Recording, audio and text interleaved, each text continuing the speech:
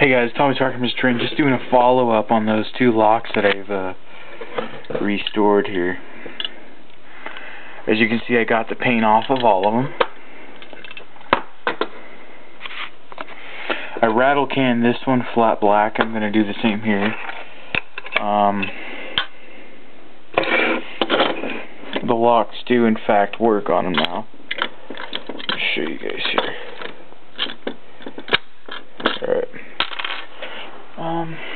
And then this one works too.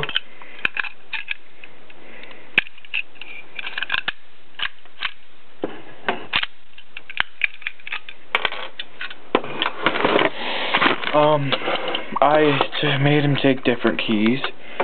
This one here takes a non-notched key. This one takes a notched key. I got this really smooth. I got all of these to work real good. I took the whole thing apart and just sanded them. Hand sanded them. So yeah, I mean, it'd probably be let's see, where did I put my money at? It's probably be another $40 or so.